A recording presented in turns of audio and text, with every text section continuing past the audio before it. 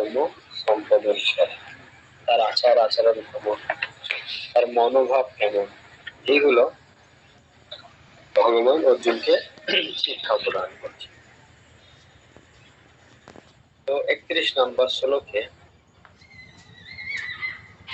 ভগবান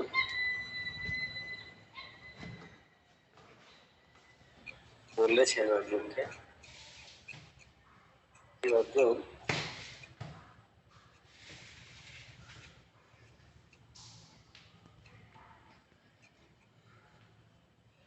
যজ্ঞ অনুষ্ঠান না করে কেউ এই জগতে সুখী থাকতে পারে না, তাহলে পরলোকে সুখ প্রাপ্তি কি করে সম্ভব? এটা গুরুত্বপূর্ণ কথা ভগবান অর্জুনকে জিজ্ঞাসা করছে। যজ্ঞ, এত সময় ভগবান যজ্ঞের কথা বর্ণনা করেছেন, কর্মযোগ। কর্মযোগ যজ্ঞ কি? যজ্ঞ হচ্ছে কর্মত্র লোকায়ম, যজ্ঞ অর্থাৎ কর্মত্র কর্ম, অন্যত্র লোকায়ম ব্রহ্ম। এই বিষ্ণু প্রীতিবিধানের উদ্দেশ্যে কর্ম করাকে বলা হয় যজ্ঞ। আর যদি কেউ বিষ্ণু প্রীতিবিধান উদ্দেশ্যে কর্ম না করে তাহলে সেই জগৎ সুখী হতে পারে না। যেই জগতে সুখী হতে পারছে না সে কি করে পরলোকে সুখে হতে পারবে?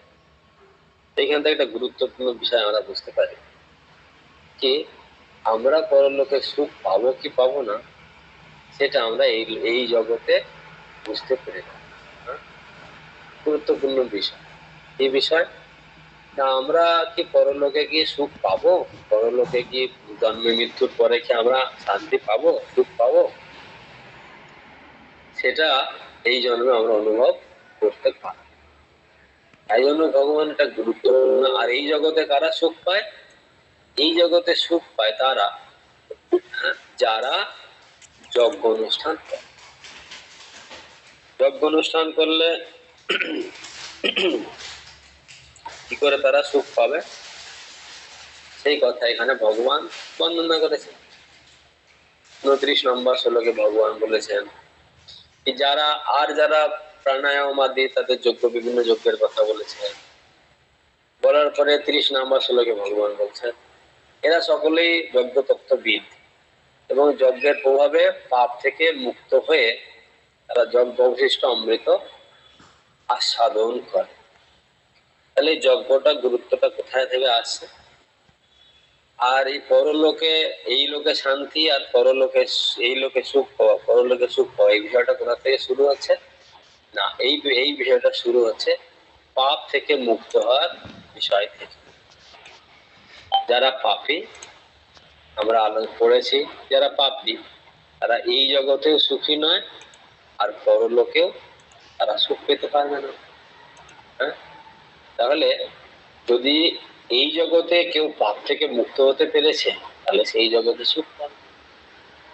আর যদি সে এই জগতে পাপ থেকে মুক্ত হতে পারছে না তাহলে তো সে এই জগতে সুখ তো পাবেই না, উপরন্ত সে পরজগতের সুখ কি করে পাবে? পরজগতে সে যাবে, নরকে যাবে। তাই এখানে 30 নম্বর শ্লোকে একটা গুরুত্বপূর্ণ বিষয় বলা হয়েছে কি এরা সকলেই যজ্ঞ তত্ত্ববিদ। যজ্ঞ তত্ত্ববিদ মানে এরা কর্ম সম্পাদন করায় এক্সপার্ট। তারা যারা প্রাণায়াম চর্চায় আগ্রহী, তারা আপন বায়ুকে প্রাণবায়ুতে এবং প্রাণবায়ুতে আপন বায়ুতে আহুতি দিয়ে অবশেষে প্রাণ ও আপন বায়ুর গতিরোধ করে সমাধিস্থ হয়। আবার কেউ আহার সংযম করে প্রাণবায়ুতেই আহুতি প্রদান করে। তাহলে এই যে কর্ম বিষ্ণু প্রীতিবিধানার্থে বিভিন্ন ভাবে সম্বোধন করা যেতে পারে। আমরা আলোচনা হয়েছে আমাদের কত প্রকার যজ্ঞ রয়েছে, সাধ্যায় যজ্ঞ রয়েছে, হ্যাঁ, বিভিন্ন প্রকার যজ্ঞ রয়েছে। এইখানে ভগবান 31 নম্বর শ্লোক বিশেষ কথা বলছেন। কি বলছেন না, যজ্ঞের প্রভাবে পাপ থেকে মুক্ত হয়ে যায়, তারা অবশিষ্ট যজ্ঞ অবশিষ্ট অমৃত আস্বাদন করে। মানে এটা আর একটা, এখানে আমরা একটা জিনিস বুঝতে পারি যে অমৃত আস্বাদন করতে গেলে, হ্যাঁ, তাকে যজ্ঞোচ্ছিষ্ট আহার করতে হবে। যজ্ঞোচ্ছিষ্ট যদি সে না আহার করে বা যজ্ঞ সম্পন্ন না করে, তাহলে সে পাপ থেকে মুক্ত হতে পারে। আর পাপ থেকে যদি মুক্ত হতে না পারে, তাহলে সে অমৃত ভাগীদারি হতে পারবে না, অমৃত লাভ করতে পারবে না, এবং তারপর সনাতন প্রকৃতিতে ফিরে যায়। তার মানে যদি সনাতন প্রকৃতি থেকে ফিরে যেতে চায়, তাহলে তাকে পাপ থেকে মুক্ত হতে হবে। এইখানে আমরা এই লজিকটা বুঝতে পারছি। এটা এই সার্কেলটা বুঝতে পারছি যে পাপ থেকে মুক্ত না করতে হতে পারলে আমরা মুক্তি লাভ করতে পারি। এখন বিষয়টা হচ্ছে তাহলে পাপ কি কি আছে, পাপ সম্বন্ধে আলোচনা করা হয়েছে।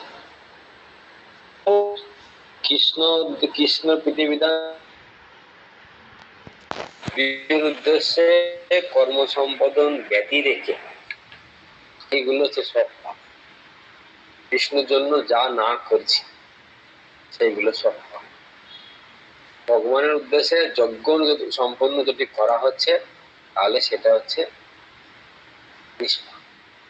যদি কর্ম সম্পাদন করা না হচ্ছে, তাহলে সেটা আছে পাপ। এই জন্য বলা হচ্ছে যজ্ঞ অর্থাৎ কর্ম অন্যত্র লোকায়ম কর্মণ্য।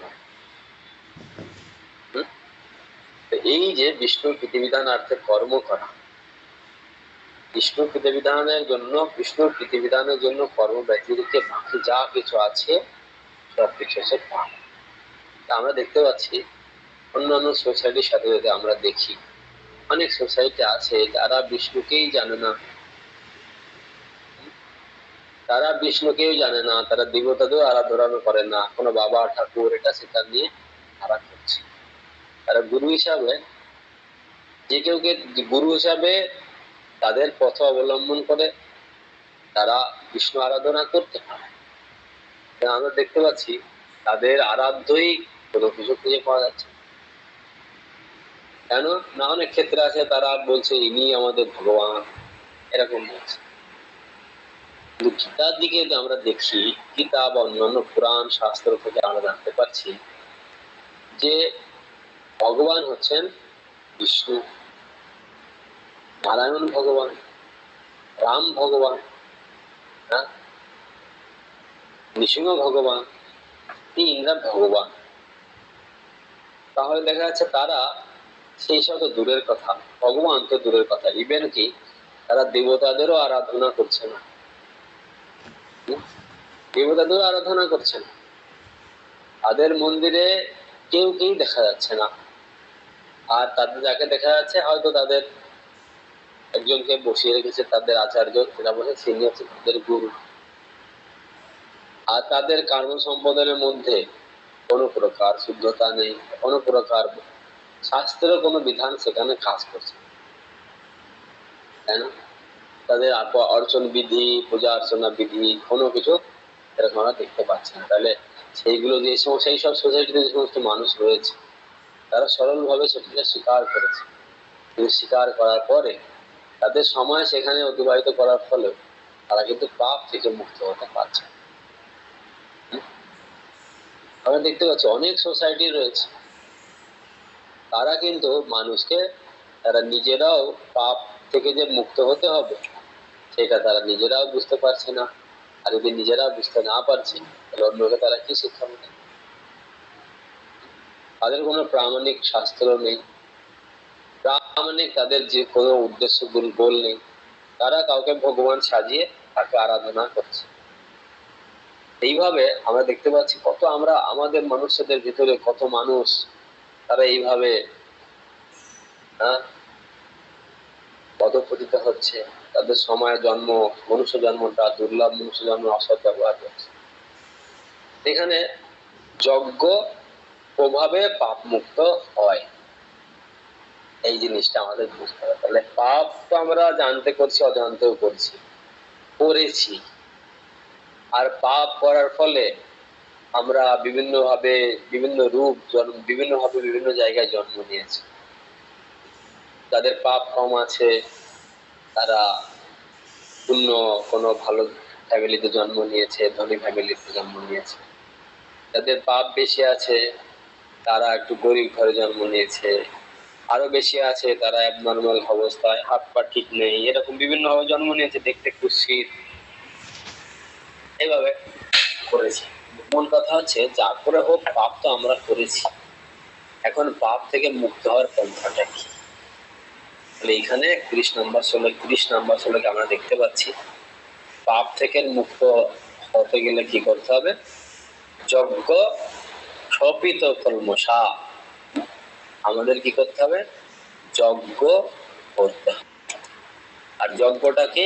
যজ্ঞটা হচ্ছে বিষ্ণুর উদ্দেশ্যে কর্ম সম্পাদন করা, এটাকে বলা হয় যজ্ঞ। তাহলে এই পাপ কোথা থেকে হচ্ছে? পাপ যে এখানে যে পাপের কথা বলা হচ্ছে, এই পাপটা হচ্ছে কোথা থেকে? এই পাপটা হচ্ছে কোথা থেকে? না অজ্ঞানতা থেকে পাপ হচ্ছে। তো অজ্ঞানতা থেকে পাপ হচ্ছে, সেই পাপের পরিবর্তে এটা সার্কেল রয়েছে।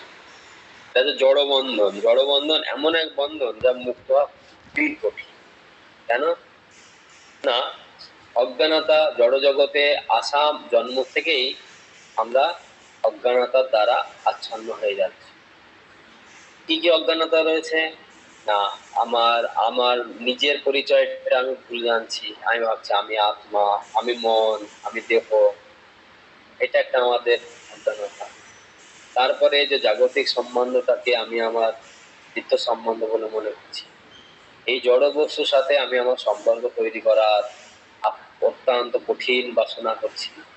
হ্যাঁ, এইগুলোকে বলা হচ্ছে অজ্ঞানতা। ভগবানের সাথে আমার কোনো সম্বন্ধ ভুলে গেছি, নিত্য বস্তুকে ভুলে গিয়ে আমি অনিত্য বস্তুতে আসক্ত হওয়ার জন্য প্রয়াস করছি বা হচ্ছি বা হয়েছি, এটা হচ্ছে আমার অজ্ঞান। আচ্ছা, এই অজ্ঞানতার মাধ্যমে তার পরিবর্তে কি হচ্ছে? তার পরিবর্তে আমি নিজেকে যেহেতু নিজেই সম্বন্ধ বুঝতে পারছি না, ভগবানকে জানতে পারছি না, অজ্ঞানতায় আচ্ছন্ন হয়ে পড়ে আছি, ফলস্বরূপ আমি যজ্ঞ সম্পন্ন করছি না। যেহেতু আমি যজ্ঞ সম্পন্ন করছি না, তাইতে আমার কি হচ্ছে? আমার পাপ হচ্ছে। আর এই পাপের ফলস্বরূপ কি হচ্ছে? জড় জগতে অধঃপতন হচ্ছে। অজ্ঞানতা থেকে পাপ সম্পাদিত হয়, পাপের ফলে জড় জগতে অধঃপতিত হয়। এইভাবে এই কর্ম, এই জড়বন্ধনের চক্র থেকে চলছে। এইটা এই 31 নম্বর শ্লোকে সেই শিক্ষা দেওয়া হয়েছে কিভাবে আমরা এই পাপের অজ্ঞানতার ফলে পাপ সম্পাদন করছি, আর সেই পাপের ফলে আমরা এই জড় জগৎ ভ্রমণ করছি, এটা এখানে বলা হয়েছে। তাই এটা হচ্ছে এ থেকে মুক্ত হওয়ার একমাত্র নির্গম পথ। এই পথটা কি? সেই পথটা হচ্ছে গিয়ে এই মানব জীবন। আমরা বহু শরীর ধারণ করছি, অজ্ঞানতার প্রভাবে আমরা বিভিন্ন শরীর ধারণ করছি, পাপ কর্ম সম্পাদন করছি, আবার এই জড়জগতে প্রথম হচ্ছে। এখন এইখান থেকে মুক্ত হওয়ার কি, মুক্ত হতে গেলে আমাদের কি করতে হবে? এখানে মুক্ত হতে গেলে আমাদের মনুষ্য শরীর ধারণ, একমাত্র মনুষ্য শরীরেই এই ভয়ঙ্কর পরিস্থিতি থেকে মুক্ত হওয়া যায়। তাই বেদে নিয়ন্ত্রিত ইন্দ্র বেদে নিয়ন্ত্রিত ভাবে ইন্দ্র তৃপ্তির জন্য যজ্ঞের কথা বলা হয়। তার মানে সবকিছু যজ্ঞ সম্পাদন। কেন? এই যজ্ঞ সম্পাদনের মাধ্যমে সে সবকিছু করতে পারবে, তার ইচ্ছিত বস্তু পেতে পারবে, কিন্তু তার যজ্ঞের মাধ্যমে তাকে, কেন না এইগুলো প্রসেস দেওয়া হয়েছে এইভাবে তারা ধীরে ধীরে, কারণ অসংযত স্বভাবে তো আমাদের ইন্দ্রগুলো সংযত না, কারণ আমরা কোনো তপস্যাব্রত আদি গ্রহণ করিনি। যদি তপস্যাব্রত আদি কিছু গ্রহণ না করা হয় তাহলে ইন্দ্রগুলো সংযত করা সম্ভব না। কেন, যখন আমাদের কাপড় যখন নোংরা হয়ে যায়, নোংরা কাপড়টাকে যদি আমরা পরিষ্কার করতে চাই, তাহলে তো আমাকে কিছু একটা ব্যবস্থা করতে হবে, তাই না? হয়তো গরম জলে সেটাকে সার্ফ দিয়ে ধুতে হবে, সাবান দিয়ে ধুতে হবে, কিছু একটা, তার জন্য কিছু একটা বিশেষ কিছু একটা নিয়ম আমাকে করতে হবে, তবে কি আমার সেই যে নোংরা কাপড়টা পরিষ্কার করতে হবে। তাহলে আমাদের যে কুলসিত ইন্দ্র, অসংযত ইন্দ্র, সে অসংযত ইন্দ্র তো আমরা কোনোদিন সেটাকে পরিষ্কার করতে চাইনি, সেটাকে পবিত্র করতে চাইনি। দেহের এই সমস্ত স্থূল প্রয়োজনগুলি মিটে গেলে তখন স্বভাবতই ইন্দ্র তৃপ্তির প্রশ্ন আসে, ইন্দ্র তৃপ্তির প্রশ্ন আসে। তাই বেদে নিয়ন্ত্রিত ভাবে ইন্দ্র তৃপ্তির জন্য বিবাহ যজ্ঞের বিধান দেওয়া বর্ণিত হয়েছে।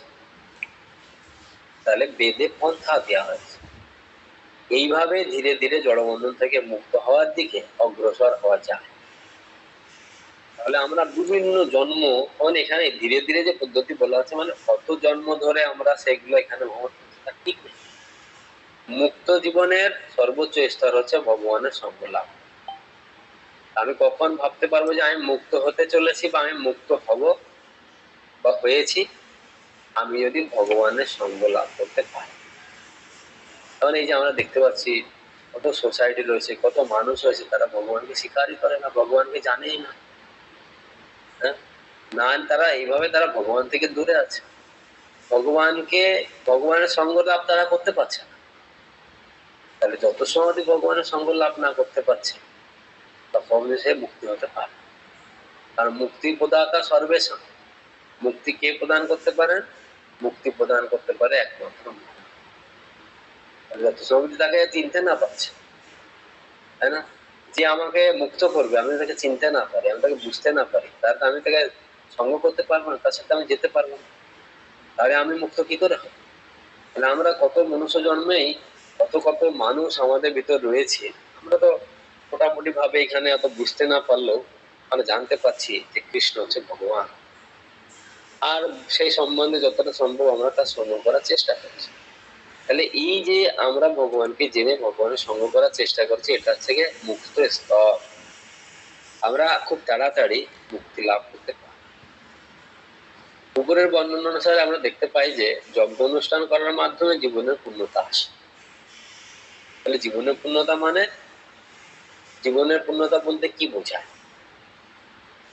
এক তো আমরা জীবনে যা কিছু চাই, আমাদের সবকিছু আমরা পেতে পারি সিস্টেমেটিক ভাবে।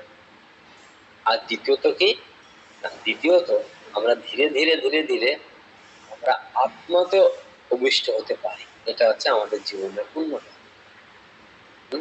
তাই এখানে কিন্তু বৈদিক শাস্ত্র অনুসারে যদি কেউ এই সমস্ত যজ্ঞের অনুষ্ঠান না করে, তাহলে সে এই দেহের মধ্যেই সুখী জীবনের কি আর আশা করতে পারে?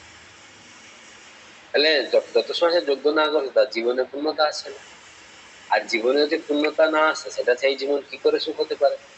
যদি আমাদের খাওয়ার জিনিস না থাকে, থাকার জিনিস না থাকে, পড়ার জিনিস না থাকে, তাহলে আমরা কি সুখী হতে পারবো? প্রথমত তো আমাদের 3 বেলা কম বেশি হোক একটু খাওয়ার দরকার, ভালো মন্দ যাই, কারণ আমরা অন্নগত প্রাণ। তাহলে এটা যদি হয়ে যায়, তারপরে কি দরকার রয়েছে? একটু বস্ত্র আদি দরকার রয়েছে। আমরা মানুষ, আমাদের লজ্জা নিবারণ করতে, আমরা তো পশু নয়। আমাদের শরীরটাকে ঢাকা দিতে হবে, লজ্জা নিবারণ করতে, তার জন্য একটু কাপড় দরকার রয়েছে, বস্ত্র দরকার রয়েছে। তারপরে যেহেতু আমাদের শরীরে ঘুমও দরকার রয়েছে, আর সেজন্য আমাদের একটু থাকার নিরাপদ, যে ঝড় ঝান্ডা আসতে পারে, কখন কি হতে পারে, সেজন্য নিরাপদ ব্যবস্থাও দরকার রয়েছে। তাহলে এইগুলো হচ্ছে জীবনের একটা বিষয়, মূল দিক, যার মাধ্যমে জীবনে কিছুটা পূর্ণ মনে হয়। যাদের নেই, এরপরে তো পূর্ণ জীবনের পূর্ণতা তো শেষ নেই। বিল্ডিং বানালে, বড় বড় বিল্ডিং মানে একতলা বানালে কারো থাকা যায় নেই, সেও মোটামুটি খাওয়া দাওয়া করে, মানে না খেয়ে থাকছে না, এটা তার একটা জীবনের পূর্ণ। যখন সে আরো হচ্ছে, তারপরে বাড়ি করছে, তারপরে বাড়ি সুন্দর করে খাট পালঙ্ক দিয়ে সাজাচ্ছে, ভালো ভালো কাপড় পরছে, তারপরে গাড়ি কিনছে, বাইক কিনছে, গাড়ি কিনছে। এইভাবে জীবনের একটা পূর্ণতা, তো জীবনের পূর্ণতা শেষ নেই, তবে একটা বেসিক। ঠিক সেরকম যদি জীবন পাপময় থাকে, তাহলে সেটা কি করে সেই জীবন সুখী হতে পারে? এইটাই শাস্ত্র বলা হয়েছে। তাই তা না হলে এই দেহের মাধ্যমে সুখী জীবনের কি আশা করা যেতে পারে? এবং অন্য গ্রহে গিয়ে পরবর্তী জীবনে তো কোনো প্রশ্নই। আর অন্য গ্রহে কারা যেতে পারে? যারা পুণ্যবান। যারা পাপী তারা কখনো অন্য গ্রহে যেতে পারবে না। বিভিন্ন রকমের স্বর্গলোকে সুখ ভোগ করার পর্যাপ্ত সুযোগ সুবিধা রয়েছে, সুতরাং বিভিন্ন রকমের যজ্ঞ অনুষ্ঠান করার ফলে সব দিক দিয়ে অসীম সুখ লাভ করা যায়, সুখ ভোগ করা যায়। কিন্তু সর্বোচ্চ সুখ কেবল তখন অনুভব করা যায় যখন কৃষ্ণ ভাবনায় ভাবিত হয়ে ভগবানের চিন্ময় ধামে ভগবানের সহচর্য লাভ করে ভগবানের সেবা করা যায়। তাহলে এইটাকে বলা হয় সর্বশ্রেষ্ঠ। বলা হয়েছে কেন? এইটা হচ্ছে আত্মাস্বরূপ। আমাদের সকলের স্বরূপ হচ্ছে, কারণ আমরা স্বরূপে আমরা কি? স্বরূপে আমরা সবাই কৃষ্ণ নিত্য দাস। তাহলে কৃষ্ণ নিত্য দাস যদি আমরা হব, কিন্তু আমরা সে দাসের অধিকার পাচ্ছি না। এটা হচ্ছে আমাদের অপূর্ণতা। আমরা পরিচয় আমাদের দাস, কিন্তু আমরা তার অধিকার পাচ্ছি না, তাই না? এটা হচ্ছে তার অপূর্ণতা। তাই এই অপূর্ণতা পূর্ণ কি করে হবে? এটা কৃষ্ণ হনামৃত মাধ্যম হতে পারে। কেন? কৃষ্ণ হনামৃত অবলম্বন করলে সে অটোমেটিক্যালি পরিশুদ্ধতা লাভ করবে, সমস্ত পাপ থেকে মুক্ত হবে। মুক্ত হয়ে সে এই জড় বন্ধন থেকে মুক্ত হয়ে চিন্ময় ধামে গিয়ে সে ভগবানের সহচর্যা, মানে তার যে যথার্থ পরিচয় ছিল আত্মা, আত্মা যে পরিচয় সে কৃষ্ণের দাস, সেই কৃষ্ণের দাসত্ব লাভ করতে পারে। তাই কৃষ্ণ ভক্তি সাধন করাটাই হচ্ছে শ্রেষ্ঠ যোগ্য, এবং সব রকম সমস্যার সমাধান করার সেটি হচ্ছে উপায়। আমাদের জীবনে সব রকম সমস্যা, কারণ আমরা যদি এই জায়গা থেকে সমস্যাটা যেখানে সেইখানে আমরা বেরিয়ে যেতে পারি, তাহলে তো আর কোনো সমস্যা নেই, তাই না? সমস্যাটা কোথায়? আমি চিন্ময়, কিন্তু আমি যেখানে আছি এটা হচ্ছে জড়, এটা হচ্ছে সমস্যা। আমি চিন্ময়, আমি সনাতন, কিন্তু আমি যেখানে আছি সেখানে সেটা চিন্ময় নয়, সেটা সনাতন নয়, সেটা অনিত্য। বাট আমি নিত্য। আমার জন্ম নেই, আমার মৃত্যু নেই, আমার ক্ষয় নেই, আমার বৃদ্ধি নেই, কিন্তু জড় জগতে ক্ষয় আছে, বৃদ্ধি আছে, সেখানে মৃত্যু আছে। এটা আছে সমস্যা, এটা হচ্ছে অশান্তি। কারণ আমার সাথে সেটা প্রকৃতি ম্যাচ করছে। আর তার মানে সেখান থেকে আমি বেরোতে পারবো, সেখান থেকে বেরিয়ে যেতে পারি, তাহলে সবকিছু সমাধান হয়ে যাবে। সেই কথা 31 নম্বর শ্লোকে বর্ণনা করা হয়েছে। এটা হচ্ছে সার খেল। মুক্তির পথে অগ্রসর হওয়ার ক্ষেত্রে বেদের ভূমিকা। বেদ কি করে আমাদের মুক্তির পথে নিয়ে যেতে পারে? সেটা কি না, বেদ ধর্ম অর্থ কাম মোক্ষ লাভের স্বীকৃতি ও নির্দেশনায় দিয়ে মানুষকে মুক্তির পথে অগ্রসর হওয়ার সুযোগ প্রদান করেছে। বেদে কিছু, যেমন যেত প্রকার লোক, বেদ সবার জন্য একটা পন্থা দিয়েছে, সকলের জন্য। যে যেরকম ইন্দ্র সংযত রয়েছে, যে যে লেভেলের, সেই লেভেলের থেকে তাকে ধীরে ধীরে ধীরে মুক্তির পথে নিয়েছে। যেমন প্রাথমিক অবস্থায় আমরা দিকে 10 ক্লাসে ভর্তি হতে পারি না। আমাদের ছোটবেলা থেকে ইনফেন্ট থেকে শুরু হয়, কেজি স্কুল থেকে শুরু হয়।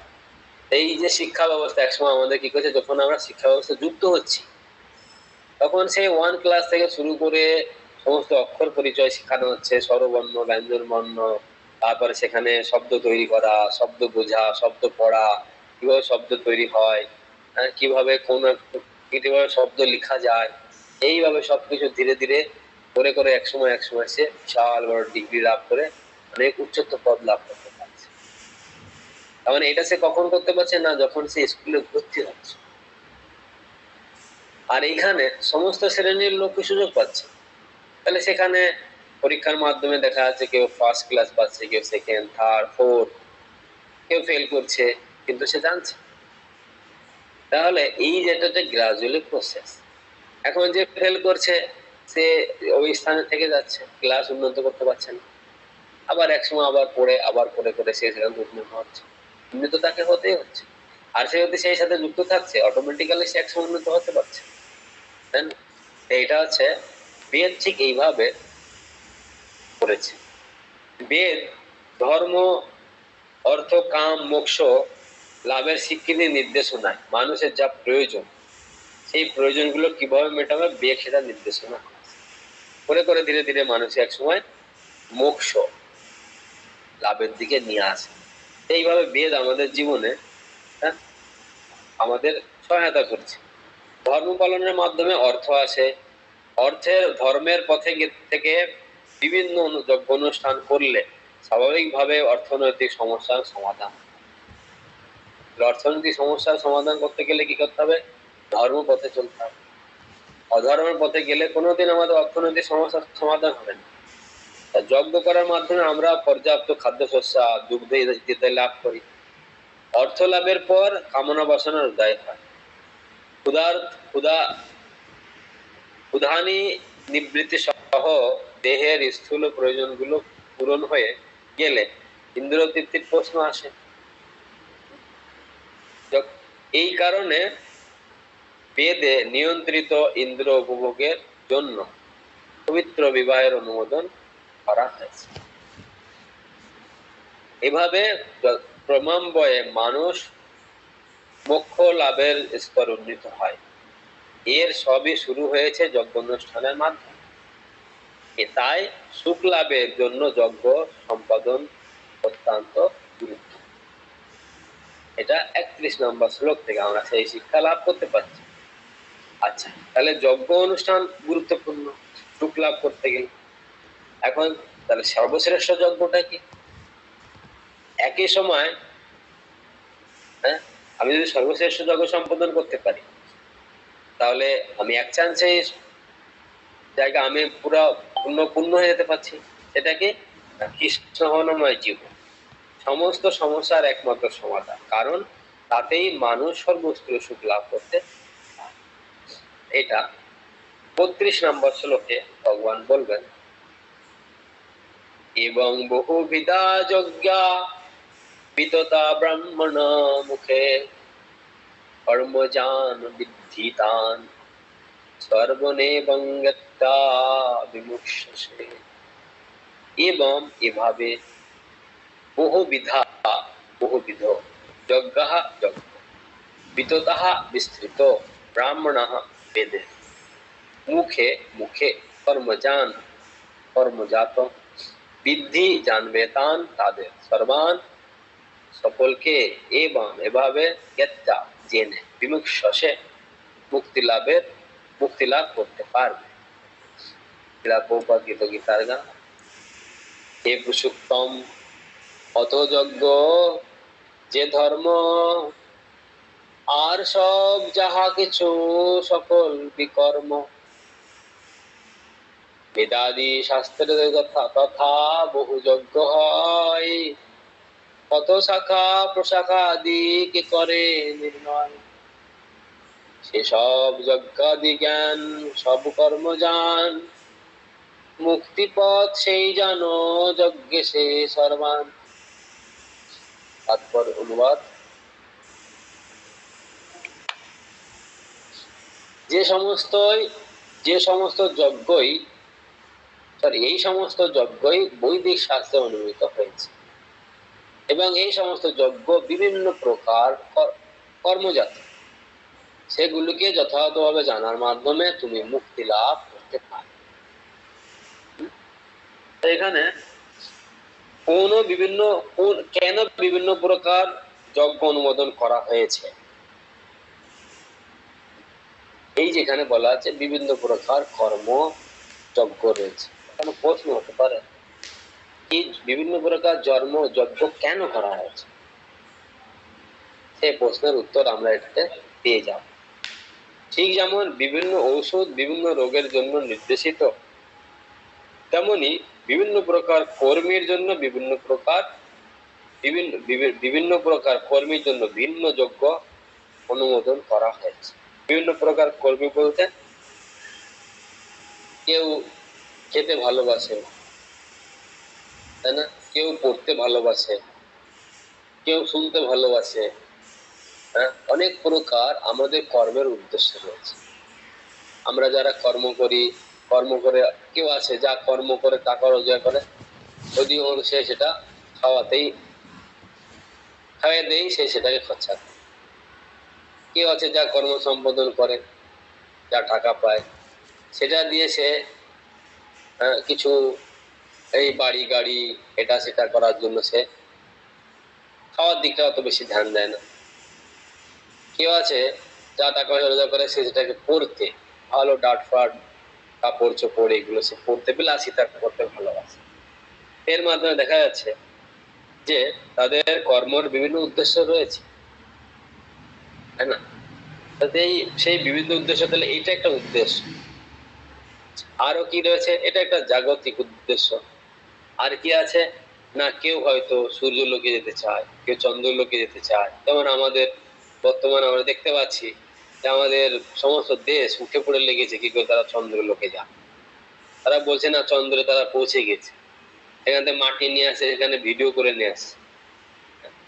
তা কেউ আছে আবার ইন্দ্র সুখ ভোগ করতে চায়। এইভাবে আমাদের কর্মের বিভিন্ন প্রকার উদ্দেশ্য রয়েছে। যেহেতু কর্মের বিভিন্ন প্রকার উদ্দেশ্য রয়েছে, সেই জন্য ভিন্ন ভিন্ন তার জন্য যজ্ঞ দেওয়া রয়েছে। তাই সেই সেই যজ্ঞের ভিন্নতা এইখান থেকে শুরু। তুমি যদি চন্দ্রলোকে যেতে চাও তাহলে এই যজ্ঞ করো, তুমি যদি দেবতা হতে চাও তুমি এই যজ্ঞ করো, তুমি তো উন্নততর গ্রহলোকে যেতে চাও তুমি এই যজ্ঞ করো, তুমি তো এই জগতে নাম যশ পেতে চাও এই যজ্ঞ করো। সমস্ত যজ্ঞ আলাদা আলাদা দেওয়া রয়েছে। ভালো স্ত্রী পেতে গেলে এই যজ্ঞ করো, ভালো স্বামী পেতে গেলে এই যজ্ঞ করো। সমস্ত সব কিছু বেদে তার কর্ম উদ্দেশ্য। যেরকম মেডিসিন, বিভিন্ন প্রকার মেডিসিনের এত ভিন্নতা কেন? যেহেতু ভিন্ন ভিন্ন রোগ রয়েছে, সেহেতু ওষুধটাও ভিন্ন ভিন্ন করতে হয়েছে। তাই ডাক্তার সে তার অসুখ দেখে সেখান থেকে ওষুধ মেডিসিনটাকে নির্ণয় করছে। এটা হচ্ছে গিয়ে সেই উদ্দেশ্য, সেই জন্য এটা হয়েছে। সেরকম আমাদের উদ্দেশ্য অনুসারে আমাদের যজ্ঞ ভিন্নতা হয়েছে। বিভিন্ন প্রকার কর্মের জন্য বিভিন্ন যজ্ঞ অনুমোদন করা হয়েছে। একটা যজ্ঞ সবার উদ্দেশ্যে এক যেহেতু নয়, সেজন্য যজ্ঞ এক। তাহলে নীতি, এখান থেকে আমরা কি নীতি পেতে পারি? যেহেতু বদ্ধ জীবের দেহাত্ম বুদ্ধি প্রচুর, তাই তারা কর্ম করে দেহ মন ও বুদ্ধির স্তর। আমরা কি স্তরে কর্ম করি? আমাদের কর্মটা কি জাত থাকে? মন, বুদ্ধি আর দেহ, এই তিনটা জাত ভাবে আমরা কর্ম সম্পাদন। তাহলে যেহেতু বদ্ধ জীবদের দেহাত্ম বুদ্ধি প্রচুর রয়েছে। আমাদের সাধারণত দেহাত্ম বুদ্ধি প্রচুর, কারণ আমরা আমাকে দেহ বলে মনে করছি। সেই জন্য আমাদের যে কর্ম সম্পাদন হয় আমাদের দেহ দ্বারা, আমাদের মন দ্বারা আর বুদ্ধি দ্বারা, এই স্তরে আমরা কর্ম সম্পাদন করি। তিনটাই জড় আছে। পরিশেষে তারাও যেন মুক্তির স্তরে উপনীত হতে পারে, সেই জন্যই বেদে বিভিন্ন ধরনের যজ্ঞ অনুষ্ঠানের অনুমোদন দেওয়া হয়েছে। যজ্ঞের বিভিন্ন রকম অনুমোদন, যজ্ঞ অনুষ্ঠানে অনুমোদন কেন দেওয়া হলো? যেহেতু আমরা সবাই দেহাত্ম বুদ্ধি জাত, আর আমাদের কর্ম উদ্দেশ্য হচ্ছে জাগতিক। কারণ আমরা আমাদের নিজের পরিচয় আধ্যাত্মিক নয়। আমরা জানি আমি মন, না হলে আমি দেহ, এটা আমার পরিচয়। আর আমাদের কর্ম এই তিনটা ক্যাটাগরিতে সম্পূর্ণ এই অনুসারে। তাই এখানে তাৎপর্য বলছেন বিভিন্ন কর্মীর বিভিন্ন মনোবৃত্তির অনুসারে বেদে নানা রকম যজ্ঞ অনুষ্ঠান করার নির্দেশ দেওয়া হয়েছে। অধিকাংশ মানুষই তার দেহাত্ম বুদ্ধিতে তন্ময় হয়ে রয়েছে। আপনারা বিশ্বাস করতে পারছেন, এটা বুঝতে পারছেন যে অধিকাংশ মানুষ তার দেহাত্ম বুদ্ধিতেই তন্ময় রয়েছে।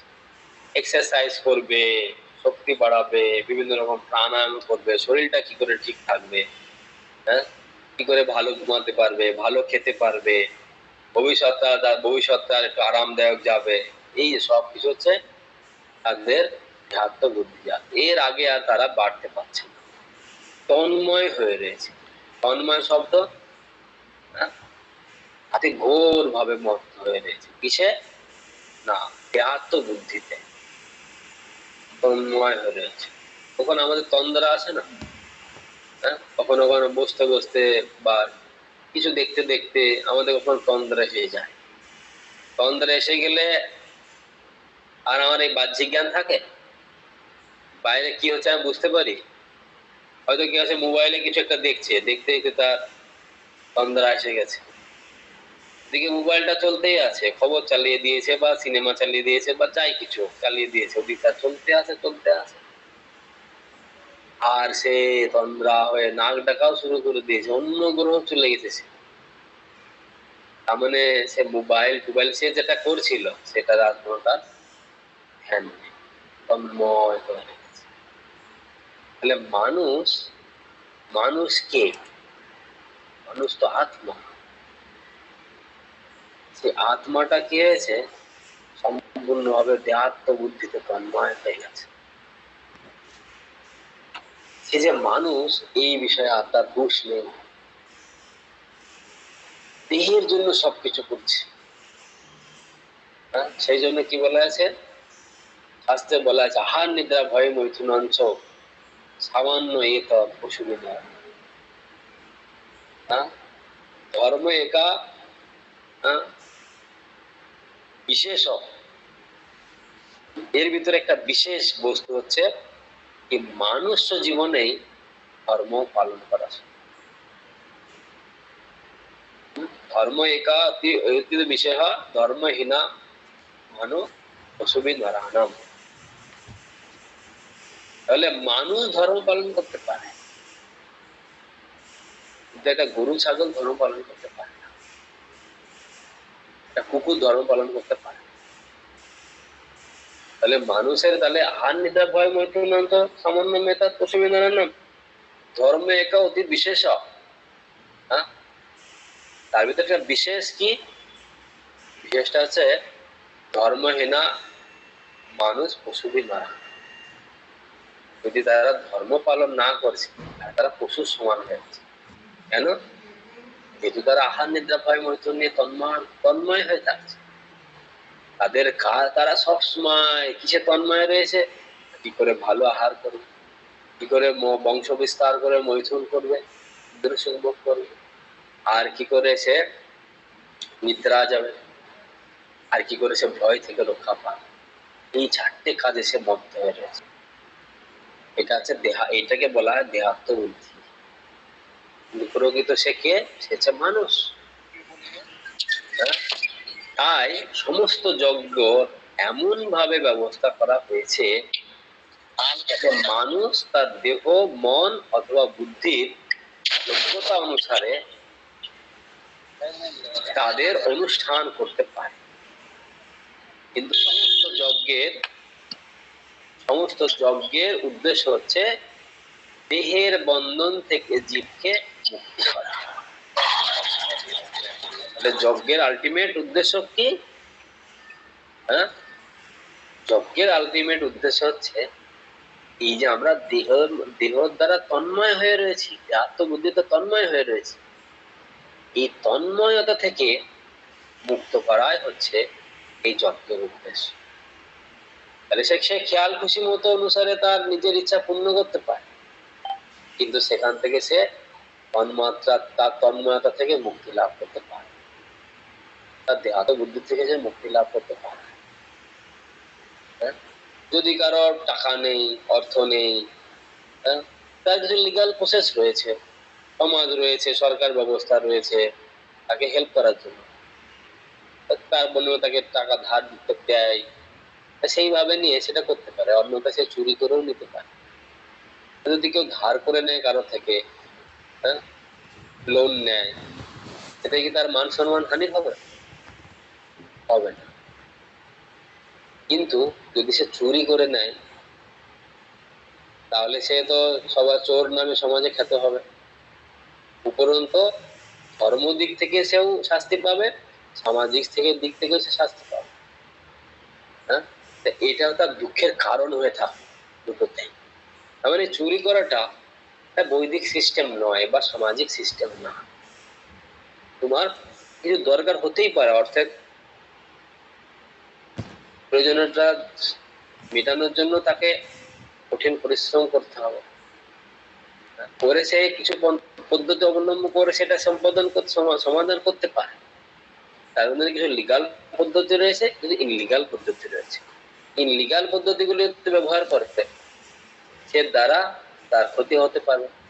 লিগাল পদ্ধতি যদি সে ব্যবহার করে তাহলে সে একটু কষ্ট হবে তার, কিন্তু সে সমাজে তার সম্মানের হানি হবে না, তার যশের হানি হবে না, তার সুখ থাকবে, সে কখনো অসুখী হবে না। সেরকম ধরনের যে জীবাত্মা, সে তার ভোগ্য ছেলে বিবাহের জন্য, মেয়ে বিবাহের জন্য আমরা দেব দেবতাদের কাছে প্রার্থনা করি আমার ছেলেটা যেন পরীক্ষায় পাশ করে, হ্যাঁ, বা আমাদের যেন একটা ভালো ছেলে সন্তান হয়। বিভিন্ন ধরনের আমাদের কর্মবাসনা রয়েছে, আর এইগুলো পুরানোর জন্য সিস্টেমও দেওয়া রয়েছে। আমাদের ইন্দ্র রয়েছে, আমরা দেহাত্ম বুদ্ধি সম্পন্ন, সেই জন্য ইন্দ্র বেগ আমাদের রয়েছে, ইন্দ্র তৃপ্তির বাসনা আমাদের রয়েছে, ইন্দ্র তাড়না আমাদের রয়েছে। তার জন্য শাস্ত্রের বিধানও দেওয়া হয়েছে। কি করতে হবে না, তুমি বিবাহ করো। ছেলে মেয়ে দুজনেরই ইন্দ্র তাড়না রয়েছে, তাহলে কি করতে হবে, দুজনই তাদের জন্য একটা পন্থাও দেওয়া হয়েছে।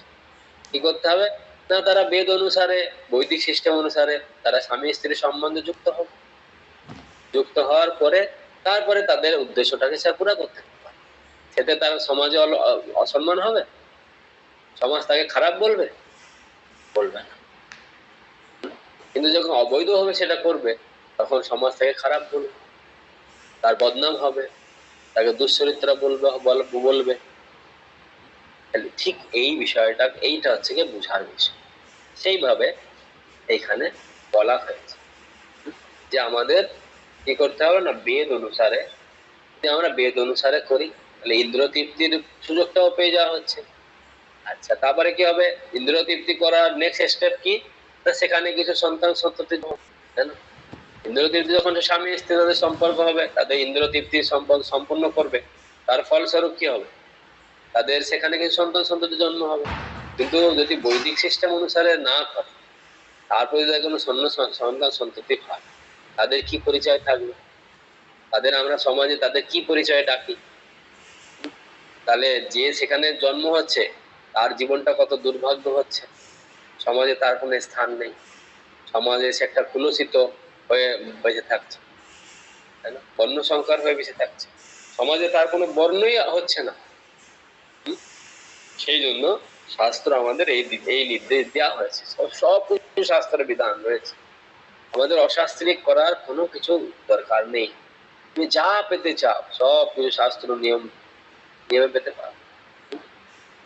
এই যে যারা টেররিস্ট, চোর গুন্ডামি করছে, সেদের গায়ে শক্তি রয়েছে, তারা চাইলে 10 জন মিলে তারা যে গুন্ডামি করছে, গুন্ডামি করে হয়তো কোথাও থেকে কাউকে মেরে যে করে হোক, হয়তো 5,000 টাকা পেলো, 1 লাখ 5 লাখ পেলো, কদিন থাকবে।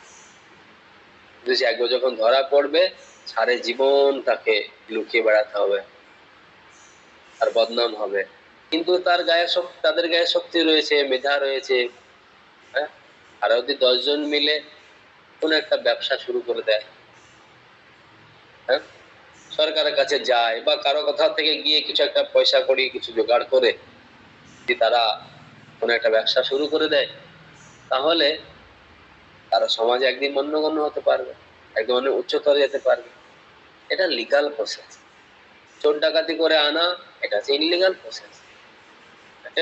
যারা টেররিস্ট গুন্ডামি করছে, তারা জঙ্গলে জঙ্গলে মানে ফ্যামিলি রেখে, তারা বাবা মা স্ত্রী পুত্রকে রেখে তারা জঙ্গলে ঘুরে বেড়াচ্ছে ভয়ে। সেখানে তারা কত টাকা খরচা করছে, গোলা বারুদ এটা সেটা দিয়ে তারা কত খরচা করছে। কিন্তু যে টাকার গোলা বারুদ তারা খরচা করছে আর লুকিয়ে লুকিয়ে বেড়াতে হচ্ছে, তাতে সে সুখ পাচ্ছে না, ছেলে মেয়ে থেকে দূরে থাকতে হচ্ছে, সমাজে সে লুকিয়ে বেড়াতে হচ্ছে। পাশে আসতে পারছে না, মাথা নিচু করে বাঁচতে হচ্ছে। তাহলে সে যদি তারা সেটা না করে লিগাল প্রসেস আসে, আত্মসমর্পণ করে, তখন সে শান্তি পাবে, সুখ পাবে। ঠিক এই শাস্ত্র আমাদের সেই কথাই বলছে, আমাদের ভগবানের কাছে আত্মসমর্পণ করতে হবে, বেদ শাস্ত্রের কাছে আমাদের আত্মসমর্পণ করতে হবে, করে বেদ অনুগত পন্থা অনুসারে সব কিছু করতে পারে।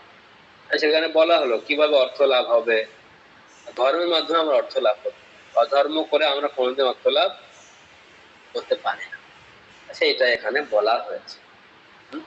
এই শ্লোকে সেই কথাই বলা হয়েছে। তাই আমাদের এই শিক্ষা এখান থেকে গ্রহণ করতে হবে।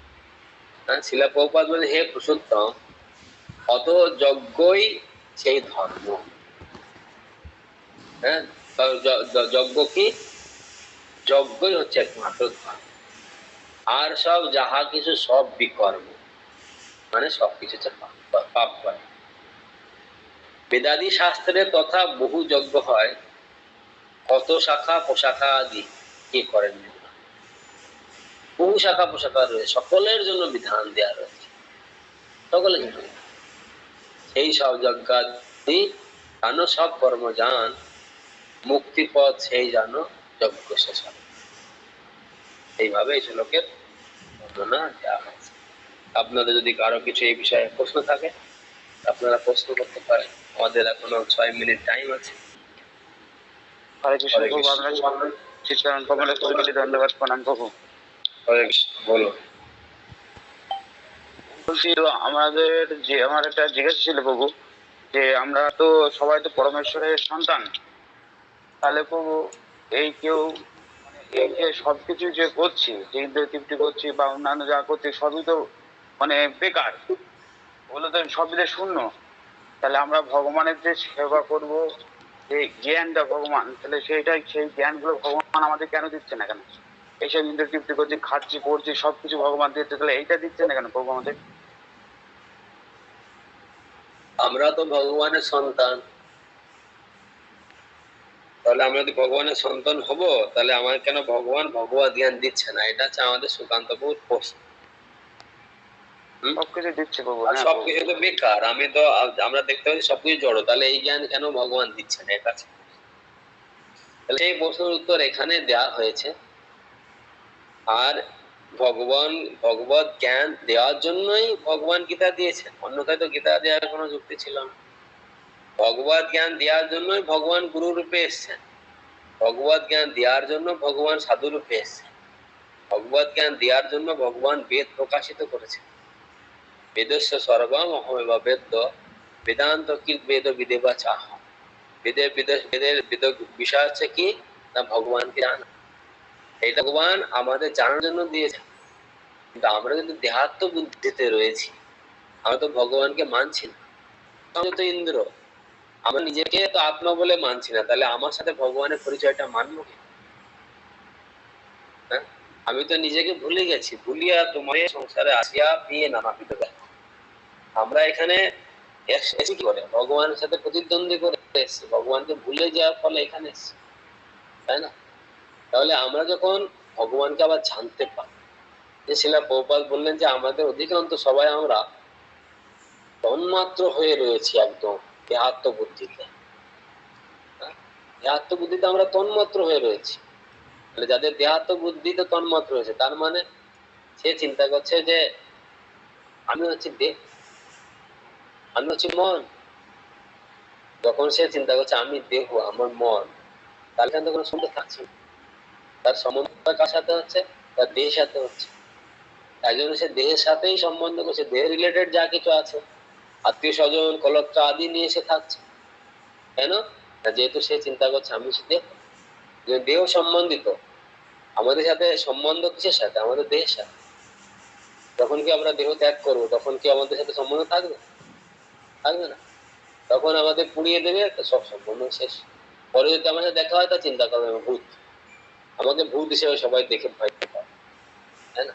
তাহলে আমাদের সম্বন্ধ দেহাত্ম বুদ্ধি দিয়ে, দেহ দ্বারা আমাদের সম্বন্ধ। সেই জন্য ভগবান সেটা জানাতে চান, কিন্তু আমরা তো সেটা জানতে চাই না।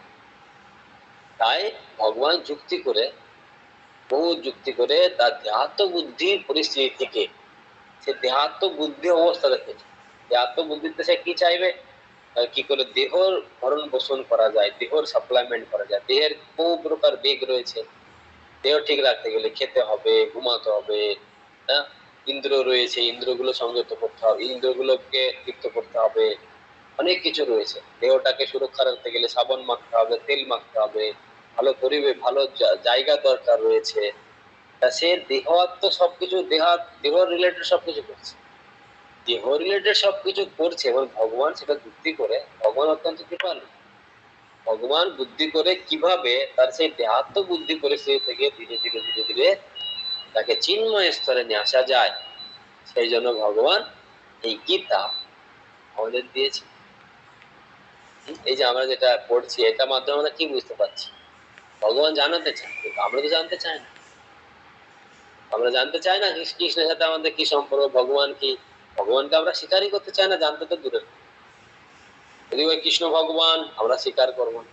কেউ বলবে না আমি ভগবান, তুই ভগবান, সবাই ভগবান, সে এরকম বলবে, তাই না? আর বলে ভগবান ভগবান কিছু নেই, মানুষই সব।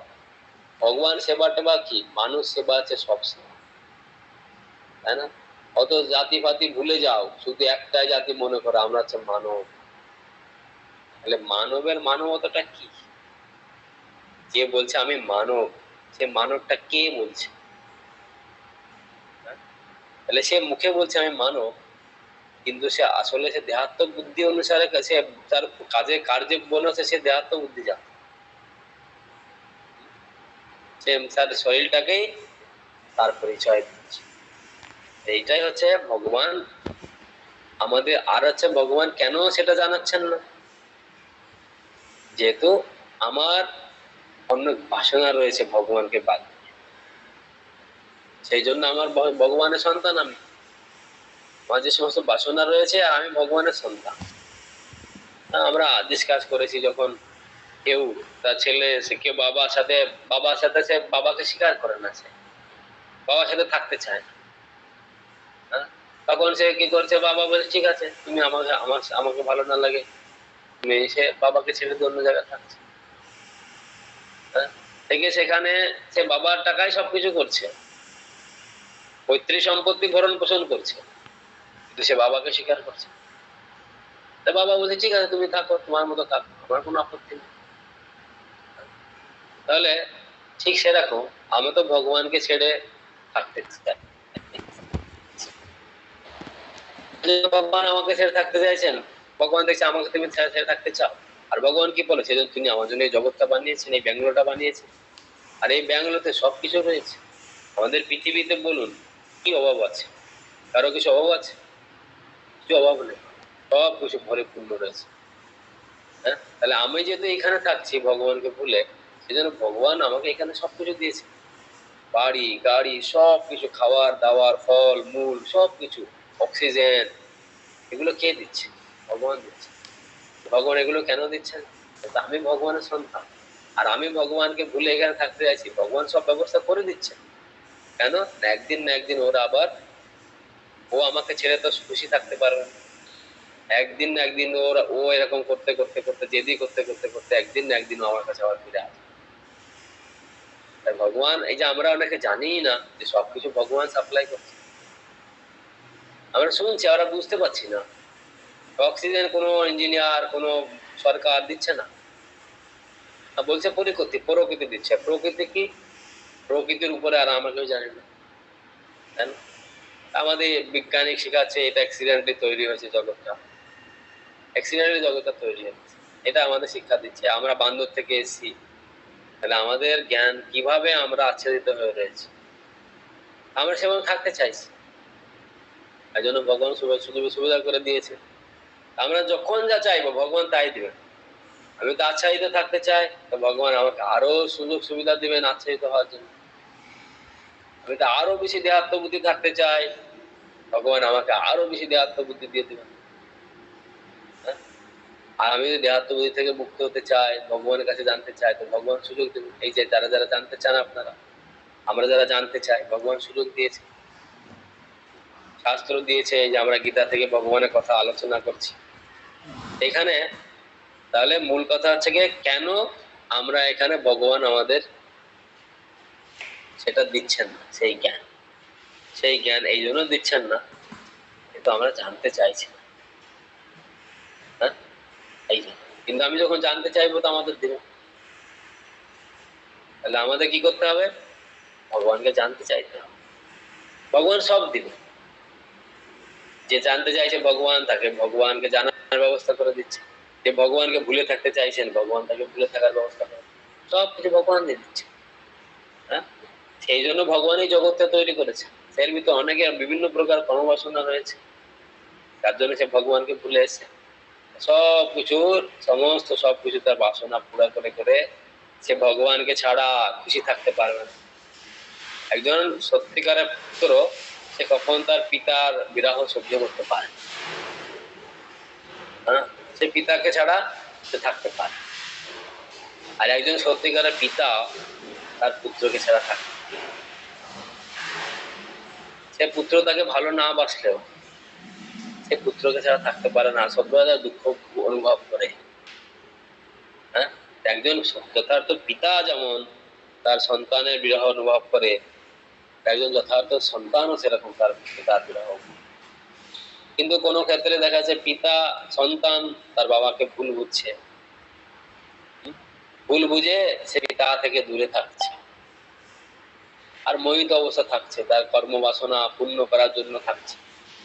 যখন তার মোহটা কেটে যাচ্ছে তখন সে বুঝতে পারে যে আমি কি ভুল করেছি। ঠিক সেরকম ভগবান আমাদের সঙ্গেই রয়েছে, তিনি পরমাত্মা রূপে আমাদের সঙ্গে থাকছেন, আমাদের বুদ্ধি দিচ্ছেন, যা কিছু চাইছি তিনি নোট করছেন, সাপ্লাই দিচ্ছেন, সবকিছু দিচ্ছেন। তিনি দেখছেন আমাকে পাওয়ার জন্য একটাও কোনো কোথাও অর্ডার দিচ্ছেন, তারপরেও তাকে সাপ্লাই দিচ্ছেন, সবকিছু তাকে ভরণ পোষণ করছেন, তাকে উপদেশ দিচ্ছেন। যদিও আমরা ভগবানকে ভুলে থাকছি, কিন্তু ভগবান আমাদের কখনো অসৎ উপদেশ দিচ্ছেন। আমাদের মন থেকে কখনো অসৎ উপদেশ আসে? আমরা যখন কিছু খারাপ কাজ করতে চাই, মন থেকে আমাদের দুইটা মন আমাদের কথা বলে। একজন বলে এটা করিস না, আর একজন বলে এটা কর। একজন বলে করব, আর একজন বলে করিস না। সে বলে দেয় তুই যদি করিস তাহলে তোর এটা হবে, যদি না করিস তাহলে ভগবান আমি যদি ভগবানকে ভুলে আছি, তবুও কি তিনি আমাকে অসৎ উপদেশ দিচ্ছেন? তিনি আমাকে সাবধান করছেন, সাবধান করে দিচ্ছেন, তারপরে আমি যেটা স্বীকার করতে চাইছি সেটাই দিচ্ছেন। তারপরে আমি যেটা চাইছি সেটা পাওয়ার পরে আমি যে দুঃখ কষ্ট ভোগ করতে হচ্ছি, তারপরে তিনি সেখানে আমার সাথে থাকছেন। আমার কর্মবাসনা অনুসারে আমি নিম্ন শরীর পেলে তিনি আমার সাথে থাকছেন। আমি যখন চুরি করতে গিয়ে ধরা পড়ছি, মারগুতো খাচ্ছি, তখনও তিনি আমার হৃদয়ে থাকছেন। তখন আমার যখন জেল হচ্ছে, জেলখানায় আমাকে ঢুকিয়ে দেওয়া হচ্ছে, তখনও তিনি আমার সাথে থাকছেন, তখনও থাকছেন। তাহলে ভগবান কত ক্ষেত্রে আমাদের পিতা আমাদের কত ভালোবাসেন, আমাদের পিতা আমাদের কত ভালোবাসেন, কিন্তু আমরা সেই পিতাকে ভালোবাসি না। একদিন না একদিন কি বলা হলো, সেই দুঃখ কষ্ট পেতে পেতে পেতে পেতে একদিন সেই পিতার মহানতা সে বুঝতে পারে, বুঝতে পেরে সে পিতার আশ্রয়ে চলে আসে। কারণ আত্মা তো কখনো দুঃখ চায় না, কিন্তু সে সবসময় দুঃখ পাচ্ছে, আর এই দুঃখ পেতে পেতে সে কতদিন থাকবে? হ্যাঁ, পিতাকে ছাড়া সে সুখ পাবে না, সে পিতাকে ছাড়া কতদিন থাকবে? সে তো দুঃখ ভালোবাসে না, সুখ ভালোবাসে, আর পিতাকে ছাড়া সে সুখ পাবে না।